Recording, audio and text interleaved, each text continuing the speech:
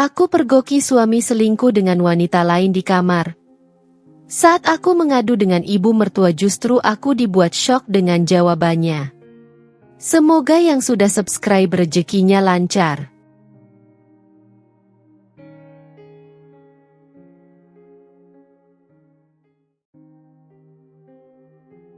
Aku tidak pernah membayangkan bahwa pernikahanku akan berakhir seperti ini. Sejak pertama kali mengenal Adrian, aku berpikir bahwa aku telah menemukan pria yang tepat. Aku mencintainya dengan sepenuh hati, memberikan seluruh waktuku untuknya, dan melakukan segala yang bisa kulakukan agar dia bahagia. Aku memasak makanan kesukaannya, memastikan rumah selalu rapi, bahkan meninggalkan pekerjaanku demi menjadi istri yang sempurna baginya. Aku percaya bahwa cinta itu tentang kesetiaan dan pengorbanan. Tapi ternyata, baginya, aku tidak pernah cukup. Semua bermula dari perubahan kecil.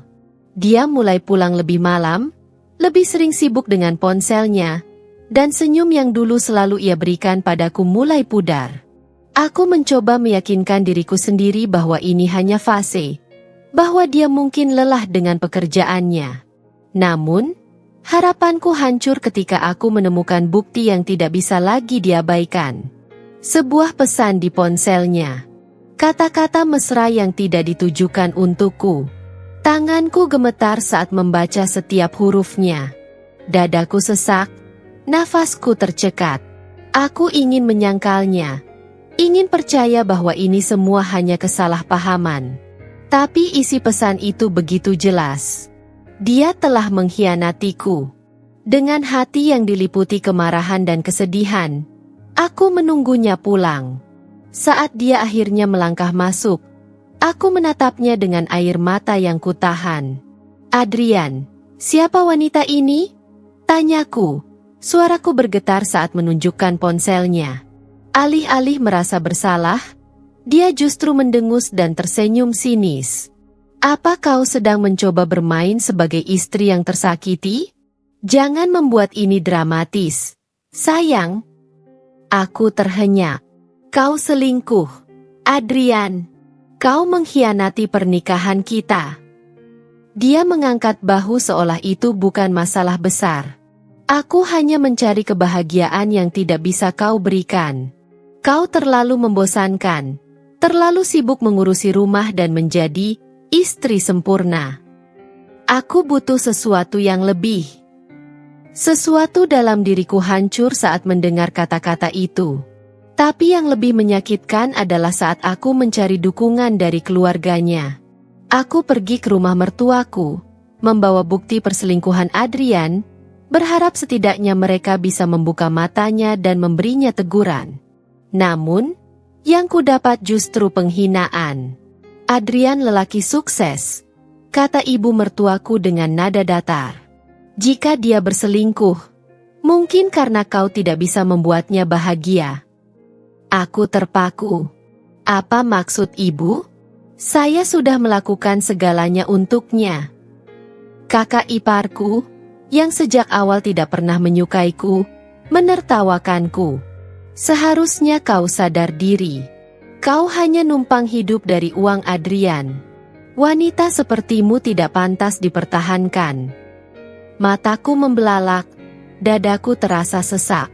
Aku ingin membela diri, ingin mengatakan bahwa aku juga memiliki harga diri, bahwa aku bukan hanya numpang hidup. Tapi mereka tidak peduli. Mereka sudah menjatuhkan vonisnya. Dan puncaknya, mereka mengusirku. Tanpa memberiku apapun. Tanpa belas kasihan.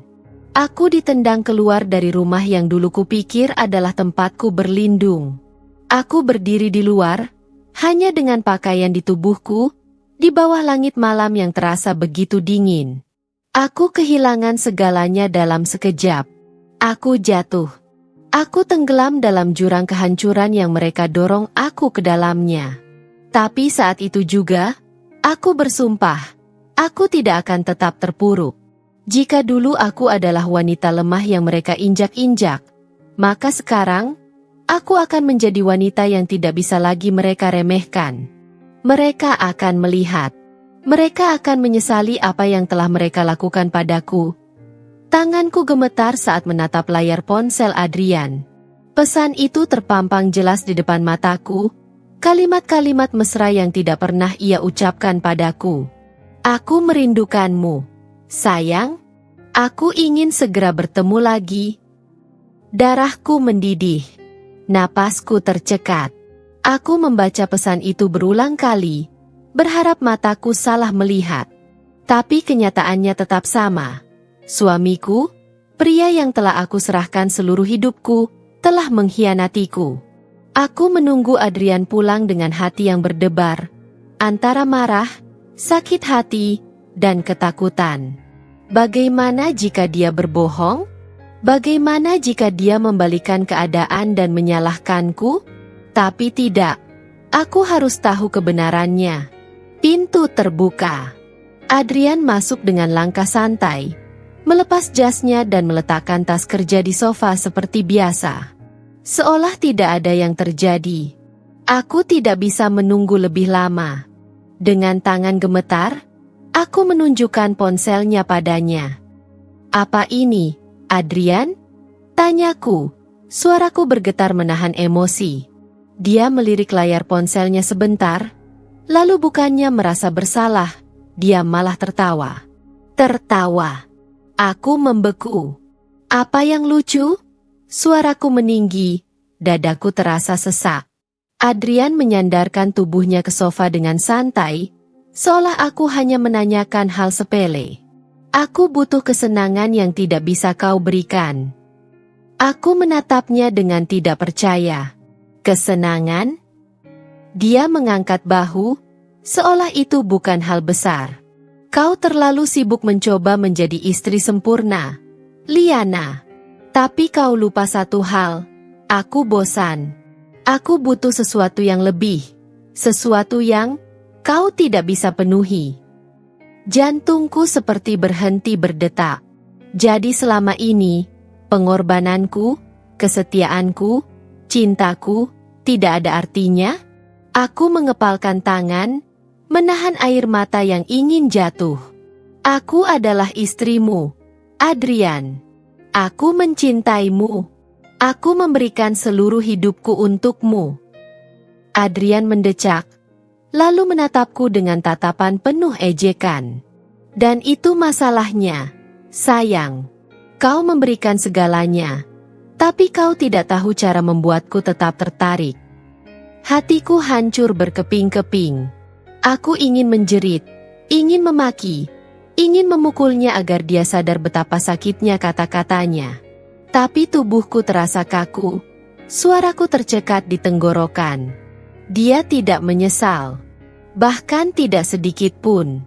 Aku pikir pengkhianatan adalah hal yang paling menyakitkan, tapi ternyata sikap Adrian yang menganggap ini semua bukan masalah besar jauh lebih menghancurkan. Aku tidak hanya dikhianati, aku juga dihina. Aku pergi ke rumah ibu mertuaku dengan langkah gontai, hati yang remuk, dan harapan yang masih tersisa meski hanya seujung kuku. Aku berpikir, setidaknya dia bisa memberiku keadilan. Setidaknya dia bisa menyadarkan Adrian bahwa yang dia lakukan adalah pengkhianatan. Aku berdiri di depan pintu rumahnya, menarik napas panjang sebelum mengetuk. Tak lama kemudian, pintu terbuka, dan di hadapanku berdiri wanita yang dulu kupanggil ibu dengan penuh hormat. Ada apa kau datang ke sini? Tanyanya dengan nada dingin, tatapannya menusuk, seolah aku adalah tamu tak diundang. Aku mencoba menahan air mataku. Ibu, aku ingin bicara. Ini tentang Adrian. Dia mengangkat alis, seolah sudah tahu apa yang akan kukatakan. Tapi aku tetap melanjutkan. Suaraku bergetar, dipenuhi luka yang masih basah. Adrian selingkuh. Aku menemukannya sendiri. Aku hanya ingin ibu menegurnya, menyadarkannya. Tolong, bantu aku. Sejenak, dia diam. Aku pikir dia akan menunjukkan simpati, akan memelukku dan mengatakan bahwa dia akan membantuku. Tapi yang terjadi justru sebaliknya. Plah! Suara tamparan keras menggema di udara, membuat kepalaku menoleh ke samping. Pipiku terasa panas dan perih. Tapi yang lebih menyakitkan adalah kenyataan bahwa orang yang seharusnya membelaku justru melukai aku. Aku memegang pipiku dengan tangan gemetar, menatapnya dengan tatapan tidak percaya. Ibu. Namun, dia justru menatapku dengan penuh kebencian. Jangan merusak kebahagiaan Adrian hanya karena kau cemburu. Aku terhenyak. Cemburu? Ibu, dia berselingkuh. Dia mengkhianati pernikahan kami. Dia mendekat, suaranya terdengar dingin dan tajam. Dan kau hanya istri yang membosankan. Darahku seperti membeku. Aku membosankan? Jadi semua ini salahku? Aku yang diselingkuhi, aku yang dihancurkan, dan sekarang aku juga yang harus disalahkan? Aku menggigit bibirku, menahan isak yang ingin pecah. Hatiku sudah hancur berkali-kali, tapi tamparan ini, kata-kata ini, seakan menjadi paku terakhir yang menancap dalam kepercayaanku terhadap keluarga ini. Aku datang mencari keadilan, tetapi yang kudapat hanyalah penghinaan. Aku melangkah mundur, menatap wanita itu dengan mata yang kini kosong. Terima kasih, Ibu. Sekarang aku tahu di mana posisiku. Tanpa menunggu jawaban, aku berbalik dan pergi, meninggalkan rumah itu dengan air mata yang akhirnya jatuh tanpa bisa kutahan lagi. Aku datang dengan harapan, tapi aku pergi dengan luka yang lebih dalam. Dan saat itu, aku sadar, aku benar-benar sendirian. Aku belum sepenuhnya pulih dari tamparan ibu mertuaku ketika suara lain terdengar di belakangku. Suara yang penuh ejekan dan kebencian. Kau pikir Adrian menikahimu karena cinta? Aku berbalik perlahan dan melihat kakak iparku berdiri di ambang pintu, menyilangkan tangan di dada dengan senyum meremehkan. Jangan konyol, lanjutnya. Kau hanya boneka yang mudah dibuang. Kata-kata itu menusukku lebih dalam dari tamparan tadi. Aku menatapnya, mencari sedikit saja tanda bahwa dia tidak benar-benar bermaksud sekejam itu. Tapi yang kudapat hanyalah kepuasan di wajahnya, seolah dia menikmati kehancuranku. Apa maksudmu?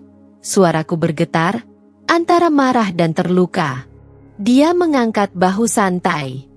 Adrian menikahimu bukan karena cinta, tapi karena kau mudah dikendalikan.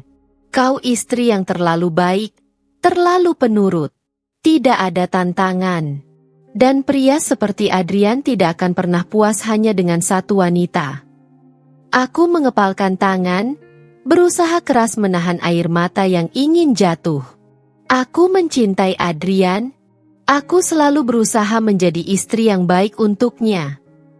Dia tertawa sinis. Dan lihat di mana kau sekarang?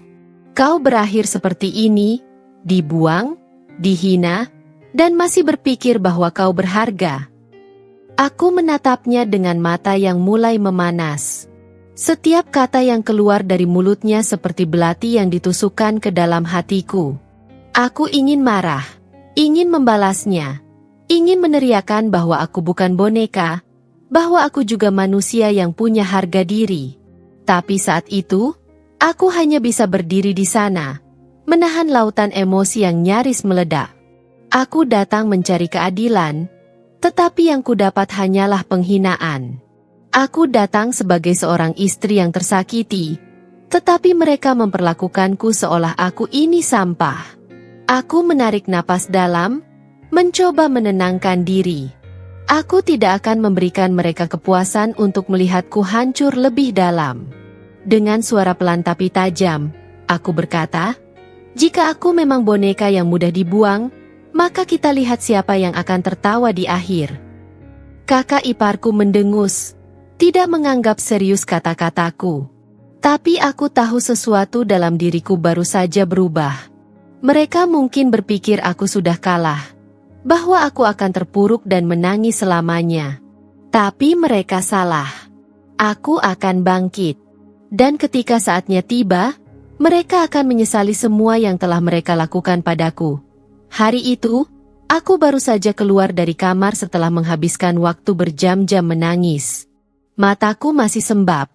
Wajahku masih menyimpan sisa luka dari tamparan ibu mertuaku, dan hatiku sudah tak tahu lagi harus merasakan apa. Tapi saat aku melangkah ke ruang tamu, pemandangan yang kulihat membuat seluruh tubuhku membeku. Adrian berdiri di sana. Tidak sendiri. Di sampingnya, seorang wanita bergaun ketat menggandeng lengannya, tersenyum penuh kemenangan. Wanita itu, yang sebelumnya hanya kutemukan lewat pesan-pesan di ponselnya, kini berdiri di rumahku. Di hadapan mataku. Di tempat yang seharusnya menjadi tempatku sebagai istrinya. Aku merasa seperti kehilangan napas. Adrian melirikku sekilas, lalu tersenyum sinis. "Oh, kau masih di sini?" tanyanya. Seolah aku ini hanya seorang tamu yang tak diundang di rumahku sendiri. "Adrian?" Suaraku hampir tak terdengar. Aku menatapnya, berharap masih ada sedikit rasa bersalah di matanya. Tapi tidak.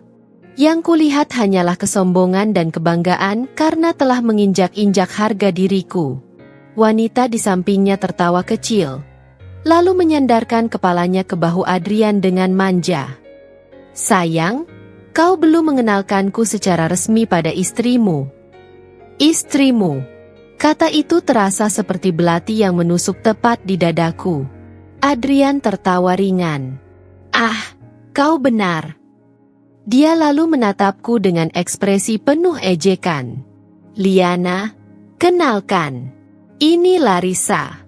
Dia wanita yang memberiku kebahagiaan yang selama ini tak pernah bisa kau berikan." Aku terhuyung mundur. Seakan kata-katanya menamparku lebih keras dari tamparan ibu mertuaku kemarin. "Adrian, bagaimana bisa kau melakukan ini di depan mataku?" Dia mendengus. "Belajarlah menerima kenyataan.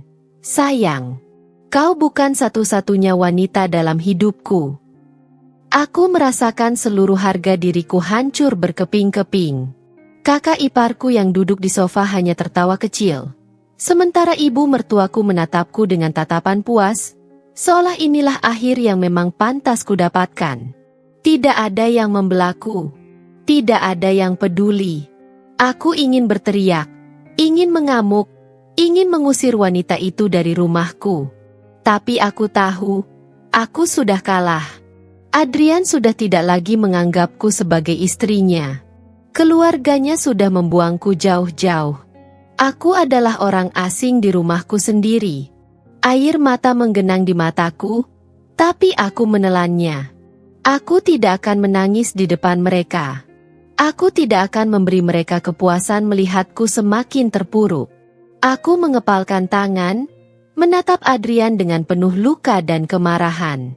"Kau akan menyesali ini." Dia tertawa. "Oh, Liana, satu-satunya yang kusesali adalah menghabiskan bertahun-tahun bersamamu." Itulah saat aku tahu, tidak ada lagi yang tersisa di sini untukku. Tidak ada lagi yang bisa kupertahankan. Aku harus pergi. Tapi aku bersumpah, aku tidak akan pergi sebagai wanita yang kalah. Mereka mengusirku seperti sampah.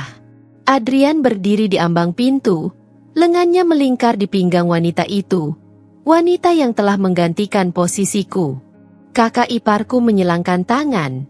Wajahnya penuh ejekan, sementara ibu mertuaku menatapku dengan dingin, tanpa sedikit pun rasa bersalah.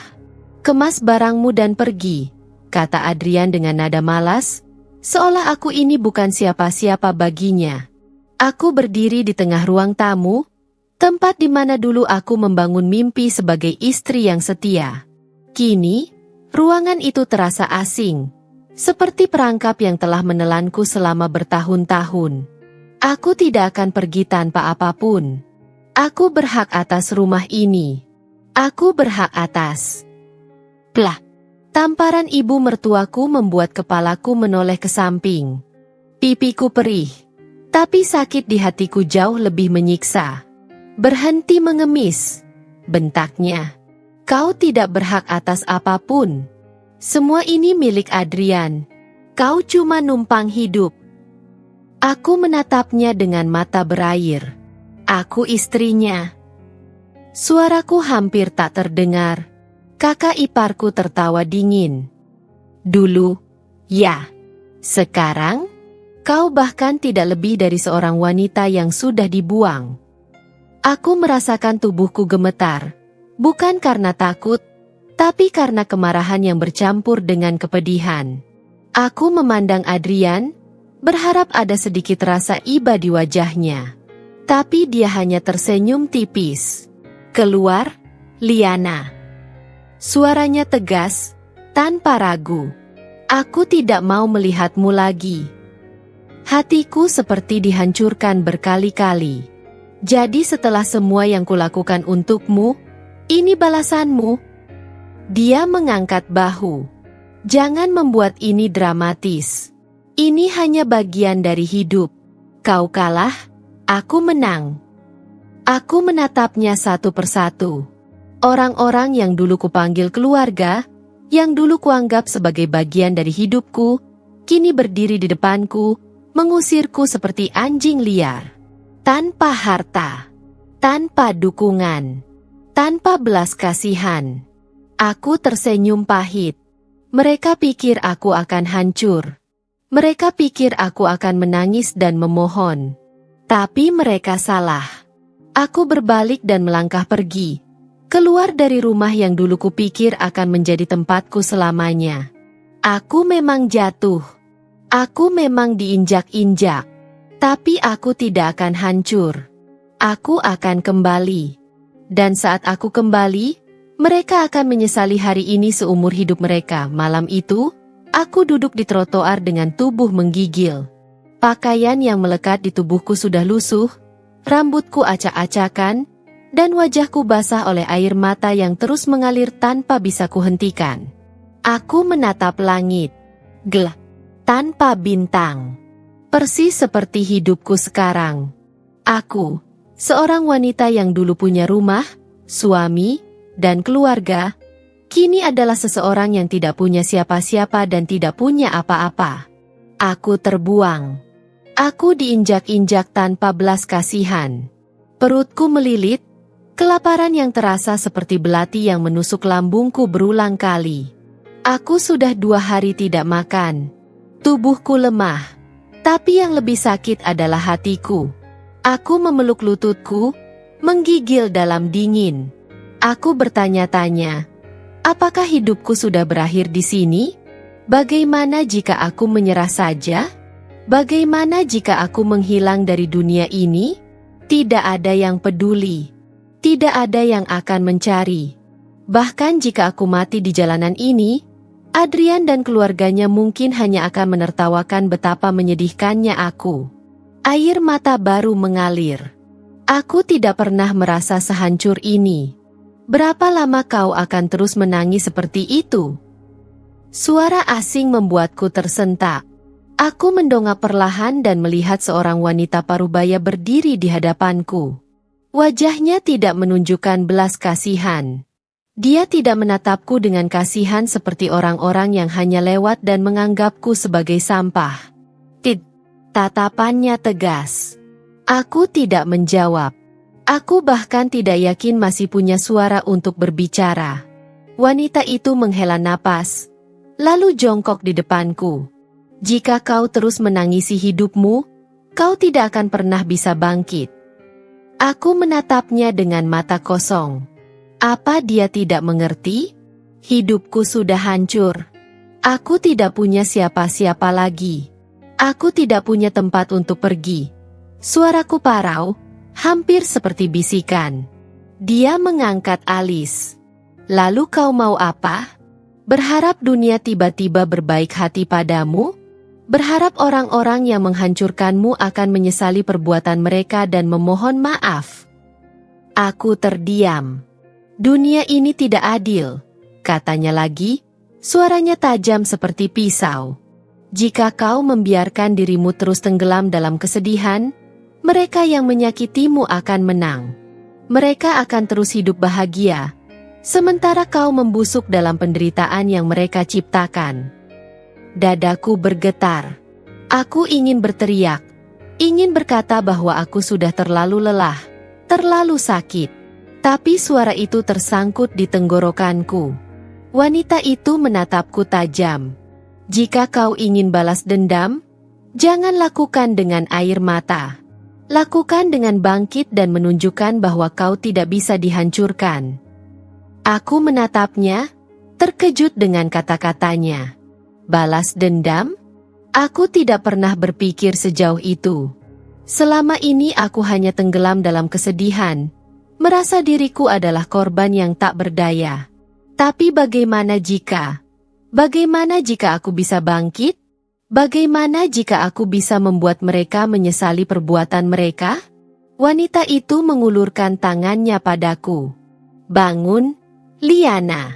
Berdirilah dan lawan. Aku menatap tangannya, ragu.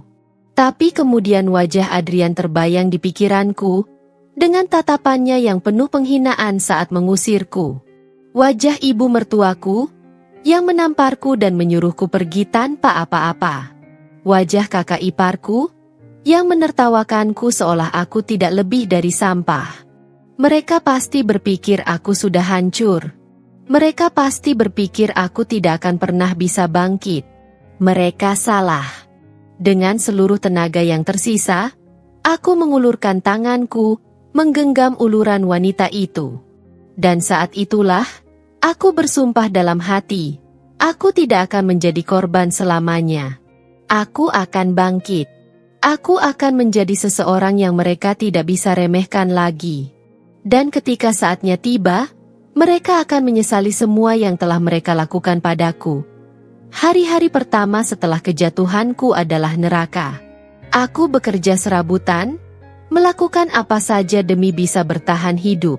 Dari mencuci piring di restoran kecil, membersihkan kantor, hingga menjadi asisten di toko pakaian. Aku lelah, tubuhku sakit, tapi aku tidak mengeluh. Aku tahu, jika aku ingin bangkit, aku harus bertahan. Aku harus belajar. Wanita yang membantuku, namanya Burina, bukan hanya memberiku tempat tinggal sementara, tapi juga memberiku sesuatu yang lebih berharga, pengetahuan dan kekuatan. Kau tidak bisa hanya bertahan hidup, Liana, katanya suatu malam, saat kami duduk di ruang tamunya yang sederhana. Jika kau ingin benar-benar lepas dari masa lalumu, kau harus punya sesuatu yang tidak bisa diambil oleh siapapun. Kau harus punya kekuatan.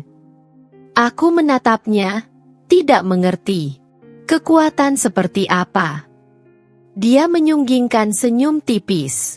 Pengetahuan, Liana. Jika kau ingin menjadi wanita yang tidak bisa diinjak, kau harus lebih pintar dari mereka yang menghancurkanmu. Malam itu adalah titik balik dalam hidupku. Aku mulai belajar. Siang bekerja, malam belajar. Aku mulai membaca buku tentang bisnis, tentang keuangan, tentang bagaimana orang-orang sukses membangun kerajaan mereka dari nol. Aku menyimak setiap kata, mencatat setiap pelajaran, menyerap ilmu dengan rakus. Aku tidak ingin hanya bertahan hidup, aku ingin menang. Burina mengenalkanku pada beberapa orang di dunia bisnis. Mereka adalah orang-orang yang dulu juga pernah jatuh, pernah dihancurkan, tapi kini berdiri dengan kepala tegak. Aku belajar dari mereka, menyerap pengalaman mereka, mendengarkan cerita mereka. Perlahan, aku mulai memahami sesuatu yang dulu tidak pernah kupikirkan. Dunia ini bukan milik orang baik saja. Dunia ini milik mereka yang berani berjuang. Aku tidak ingin lagi menjadi wanita lemah yang hanya menangis dalam kesakitan. Aku ingin menjadi wanita yang berdiri di atas kakinya sendiri. Aku ingin menjadi wanita yang tidak bisa diinjak, tidak bisa dihancurkan, tidak bisa diremehkan. Dan aku akan mewujudkannya, bagaimanapun caranya. Bertahun-tahun berlalu, dan aku bukan lagi wanita yang mereka usir tanpa belas kasihan. Aku bukan lagi wanita yang menangis di jalanan, kehilangan segalanya. Aku telah berubah. Dulu, aku adalah seorang istri yang diperlakukan seperti sampah. Sekarang, aku adalah seorang pemimpin. Aku membangun bisnis dari nol, dengan kerja keras, air mata, dan tekad yang tak tergoyahkan. Aku belajar bagaimana dunia bekerja, bagaimana orang-orang sukses berkuasa, dan bagaimana menjadi seseorang yang tidak bisa lagi diinjak. Dan sekarang, aku kembali. Ketika aku melangkah keluar dari mobil mewahku, mata-mata yang dulu meremehkanku kini membelalak tak percaya. Bangunan besar di hadapanku adalah salah satu perusahaan yang dulu dimiliki oleh keluarga Adrian. Kini, semua telah berpindah tangan, menjadi milikku. Langkah kakiku bergema di lobi yang luas. Semua orang menatapku, beberapa dengan kekaguman, beberapa dengan ketakutan. Mereka mengenalku. Mereka tahu siapa aku. Di sudut ruangan, aku melihatnya. Adrian. Dia tak lagi pria yang dulu kupuja.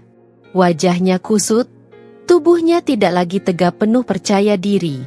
Semua yang dulu ia banggakan, uang, kekuasaan, wanita yang menggantikan posisiku, semuanya telah lenyap. Dia berdiri dengan canggung, seolah tak percaya dengan apa yang dilihatnya. Liana? Suaranya bergetar. Aku tersenyum tipis. Senyum seorang pemenang. Lama tak berjumpa, Adrian. Di sebelahnya, ibu mertuaku tampak lebih tua dari yang kuingat.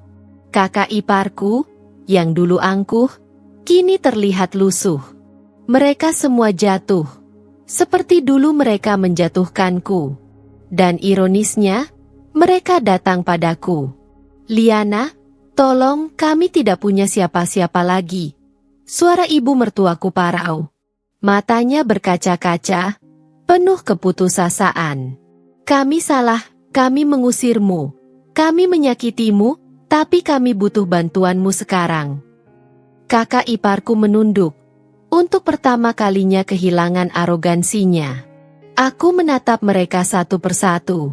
Mereka yang dulu menghinaku, menertawaiku, dan membuangku tanpa ampun. Kini mereka berlutut di hadapanku. Aku seharusnya merasa puas.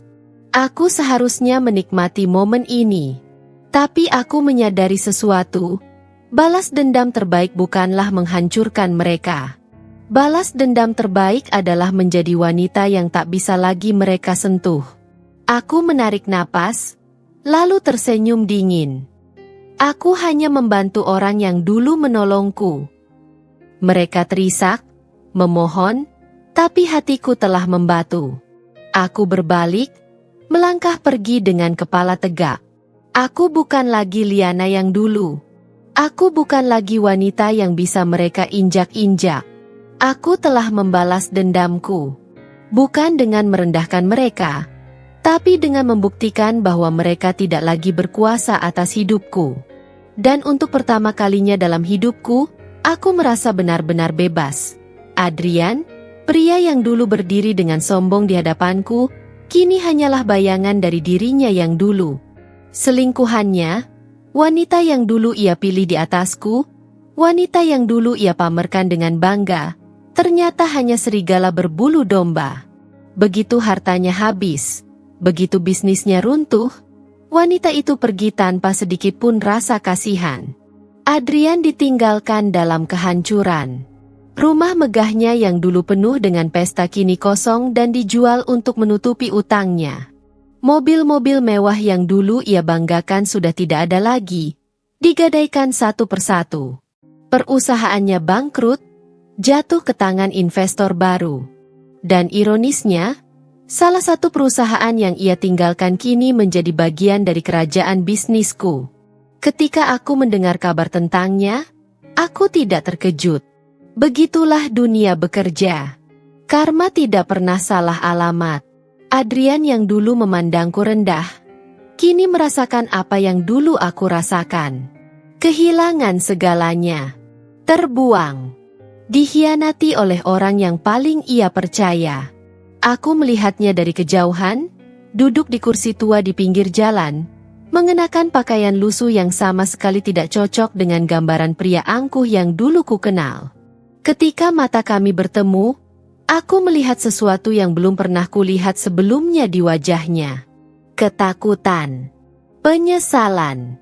Liana. Suaranya serak, hampir tak terdengar. Aku hanya menatapnya, tanpa emosi. Kau menang, katanya lirih, dengan mata yang berkilat oleh rasa putus asa. Aku tersenyum kecil. Aku tidak butuh kemenangan, Adrian. Dia menelan ludah, seakan tahu apa yang akan kukatakan selanjutnya. Aku hanya butuh kebebasan. Dan sekarang, aku sudah mendapatkannya. Aku berbalik, meninggalkannya sendirian dalam kehancurannya. Aku tidak perlu membalas dendam dengan tanganku sendiri.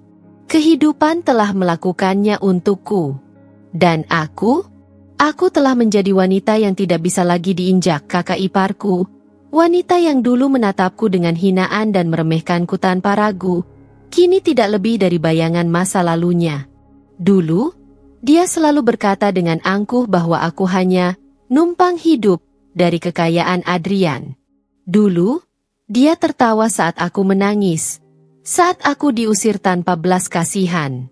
Tapi sekarang, kini, dia yang berlari ke sana kemari, memohon belas kasihan. Utangnya menumpuk, satu persatu orang yang dulu dekat dengannya mulai menjauh. Hidup mewah yang dulu ia banggakan telah menguap, digantikan oleh ketakutan akan besok. Ketika akhirnya tak ada lagi tempat untuk meminta tolong, dia datang padaku. Hari itu, aku sedang duduk di sebuah kafe mewah, menikmati secangkir kopi sambil membaca laporan bisnis. Aku hampir tidak mengenalinya ketika dia melangkah masuk. Rambutnya berantakan, wajahnya penuh kecemasan, dan pakaian mahalnya tidak bisa lagi menyembunyikan kenyataan bahwa dia sudah jatuh.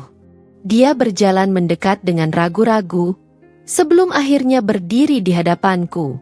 Liana. Suaranya lirih, jauh dari nada congkak yang dulu selalu ia gunakan untuk merendahkanku. Aku mengangkat wajah, menatapnya. Ada apa? Tanyaku tenang, seolah tidak tahu apa yang membawanya kemari. Dia menelan ludah, menggenggam ujung bajunya dengan gugup. Aku butuh bantuan. Aku terlilit utang. Mereka akan mengambil semuanya dariku jika aku tidak segera membayar. Aku tetap diam, membiarkan kata-katanya menggantung di udara. Matanya mulai berkaca-kaca. Aku tahu aku bersalah. Aku tahu aku jahat padamu. Tapi tolong, Liana. Aku tidak punya siapa-siapa lagi. Ah, ironis. Dulu aku juga tidak punya siapa-siapa. Tapi apakah dia peduli? Dia hanya tertawa melihatku jatuh. Aku meletakkan cangkir kopiku, menatapnya dengan senyum tipis. Dulu, kau bilang aku hanya numpang hidup dari Adrian. Sekarang, siapa yang menumpang belas kasihan? Dia terisak, tangannya bergetar. Aku menyesal, Liana. Aku benar-benar menyesal. Aku menghela napas, lalu berdiri. Sayangnya, penyesalan tidak selalu datang dengan kesempatan kedua. Tanpa menoleh lagi, aku melangkah keluar dari kafe itu, meninggalkannya sendirian dengan keputusasaannya. Dia sudah mendapatkan apa yang pantas dia terima. Dan aku sudah selesai dengan masa lalu ibu mertuaku, wanita yang dulu berdiri dengan pongah dan menamparku tanpa ragu, kini duduk di sebuah bangku reyot di pinggir jalan. Dulu, dia menatapku dengan hinaan di matanya, seolah aku tak lebih dari sampah yang mencemari keluarganya. Jangan merusak kebahagiaan Adrian hanya karena kau cemburu. Kau hanya istri yang membosankan. Kata-kata itu masih terngiang di kepalaku, kata-kata yang dulu menusuk hatiku tanpa ampun. Tapi sekarang, kini, Dia bukan lagi wanita yang angkuh dan berkuasa. Pakaian mahalnya telah hilang, digantikan oleh kain lusuh yang bahkan tak mampu menutupi betapa rapuhnya dia sekarang. Wajahnya yang dulu penuh kebanggaan kini dipenuhi garis-garis kelelahan. Dia kehilangan segalanya. Rumah megah yang dulu menjadi simbol kejayaannya telah disita. Tabungannya habis. Keluarganya hancur. Dan yang paling menyedihkan, anak kesayangannya, Adrian, bahkan tidak peduli padanya lagi. Dia hidup dalam kesendirian. Ditolak, ditinggalkan, dilupakan. Dan akhirnya, seperti orang-orang lain yang telah menghancurkanku, dia datang kepadaku. Aku melihatnya pertama kali di depan kantor pusat perusahaanku. Dia berdiri di luar, menatap ke dalam dengan ekspresi penuh harapan dan ketakutan. Saat aku melangkah keluar dari pintu kaca, matanya yang penuh keputusasaan langsung menemukan sosokku. Dia terisak, berjalan tertatih ke arahku, lalu tanpa malu berlutut di hadapanku. "Liana, aku mohon. Aku tidak punya siapa-siapa lagi." Suaranya pecah, bergetar di udara sore yang dingin. Aku menatapnya dalam diam. Dulu, dia menamparku tanpa pikir panjang. Dulu, dia mengusirku seperti aku bukan manusia. Dulu, dia tertawa saat aku menangis. Tapi sekarang, dia menangis di kakiku. Aku bisa saja menertawakannya. Aku bisa saja membalas dengan cara yang lebih kejam. Tapi aku sudah belajar satu hal dalam hidup ini. Aku tidak perlu mengotori tanganku dengan balas dendam. Kehidupan sudah melakukannya untukku. Aku menarik napas panjang, lalu menatapnya dengan mata yang dingin. "Kau menamparku dulu, mengusirku, menganggapku sampah. Tapi lihatlah sekarang, siapa yang sebenarnya dibuang?" Dia terisak makin keras. "Aku salah, Liana. Aku salah. Aku hanya takut kehilangan segalanya. Aku buta oleh kebanggaanku sendiri. Aku mohon." Aku hanya tersenyum tipis. Penyesalan selalu datang terlambat, bukan? Aku tidak butuh balas dendam. Aku tidak butuh melihatnya menderita lebih dari ini. Dia sudah mendapatkan apa yang pantas dia terima. Tanpa berkata lagi, aku melangkah pergi, meninggalkannya di sana, sendirian, tenggelam dalam kehancurannya sendiri. Aku duduk di balik meja kaca kantorku yang luas, jari-jariku mengetuk permukaannya dengan ritme lambat. Di hadapanku, 3 sosok yang dulu menginjak-injak harga diriku kini berdiri dengan kepala tertunduk. Adrian, pria yang dulu dengan sombongnya menyatakan bahwa aku hanya boneka yang bisa dibuang kapan saja, kini terlihat jauh berbeda. Wajahnya pucat, tubuhnya lebih kurus, dan sorot matanya yang dulu penuh kesombongan kini dipenuhi kepanikan. Di sebelahnya, kakak iparku, yang dulu menertawakanku dan berkata aku hanya numpang hidup, kini tampak tidak lebih dari seorang wanita putus asa. Pakaiannya tidak lagi glamor, dan wajahnya yang dulu selalu terhias sempurna kini terlihat lelah dan penuh kecemasan. Dan di samping mereka, ibu mertuaku, wanita yang dulu dengan kejam menamparku dan menyebutku istri yang membosankan, hanya bisa menggenggam tangannya sendiri, bergetar, menatapku dengan harapan terakhir yang tersisa. Aku tidak berbicara.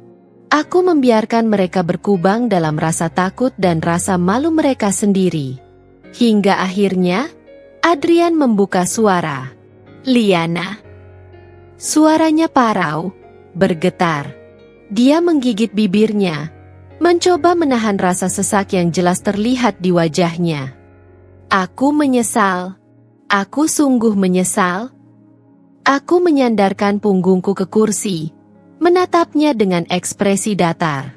"Menyesal?" tanyaku, nada suaraku dingin.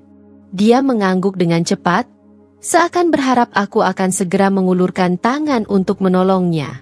"Aku bodoh, Liana. Aku tidak tahu apa yang kupunya sampai aku kehilangannya. Aku seharusnya tidak menyia-nyiakanmu. Aku seharusnya tidak menyakitimu. Kumohon, Liana, tolong bantu aku. Aku tidak punya siapa-siapa lagi. Kakak iparku ikut bicara. Suaranya lebih nyaring, lebih memohon. Liana, aku juga minta maaf. Aku terlalu sombong. Aku terlalu jahat padamu dulu. Aku benar-benar butuh bantuanmu sekarang. Aku tahu aku tidak pantas meminta ini, tapi aku mengangkat tanganku, menyuruhnya diam. Lalu aku mengalihkan tatapanku ke ibu mertuaku.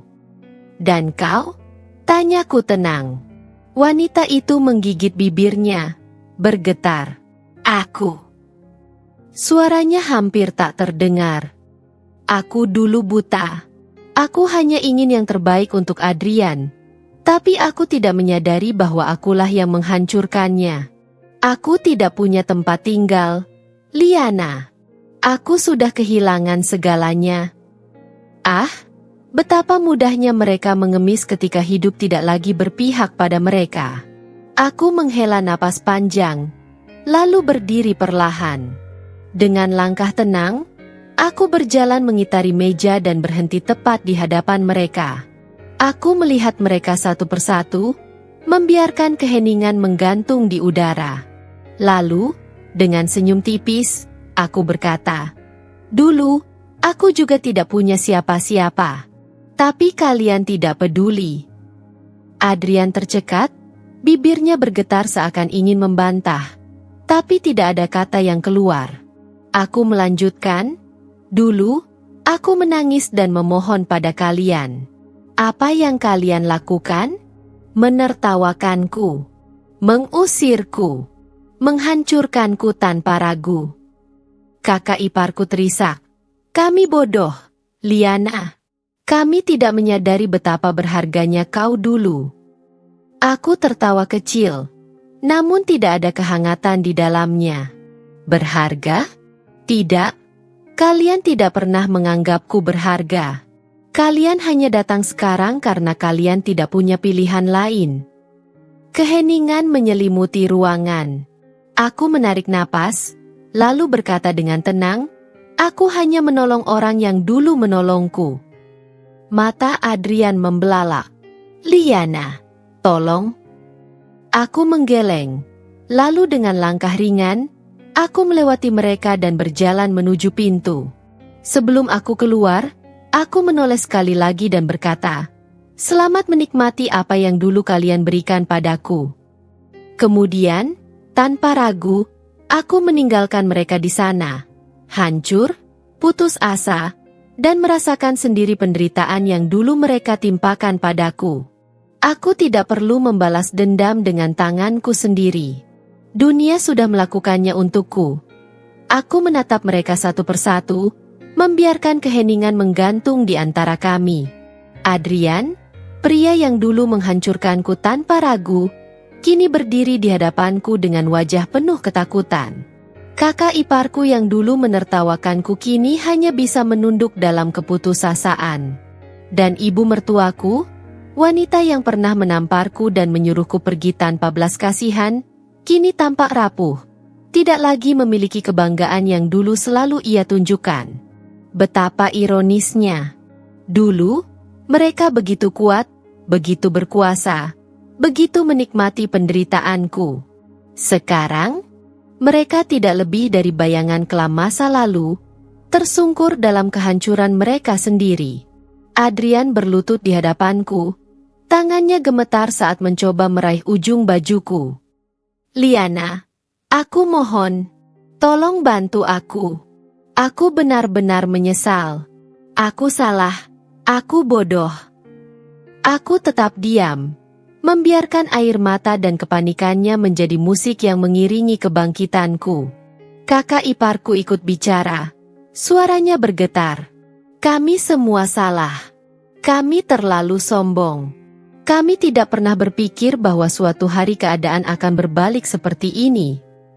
Ibu mertuaku hanya bisa menatapku dengan mata basah. Dulu, dia begitu bangga bisa menyingkirkanku. Sekarang, Dia bahkan tidak punya rumah untuk kembali. Aku menarik napas panjang, lalu tersenyum. Senyum yang membuat mereka menggigil. Dulu, aku memohon agar kalian memperlakukanku dengan baik. Suaraku pelan, tapi setiap kata menghantam mereka seperti palu godam. Sekarang, rasakan apa yang dulu aku rasakan. Aku melihat bagaimana wajah Adrian menegang, bagaimana ibu mertuaku tersentak, bagaimana kakak iparku mulai terisak. Aku tidak berteriak. Aku tidak meluapkan amarah. Aku hanya berbicara dengan tenang. Tapi kata-kataku cukup untuk menusuk lebih dalam daripada balas dendam apapun yang bisa kulakukan. Adrian menggeleng dengan panik. Tidak, Liana. Kumohon. Aku sudah kehilangan segalanya. Aku tidak bisa kehilangan kesempatan terakhirku. Aku menghela napas, lalu berdiri.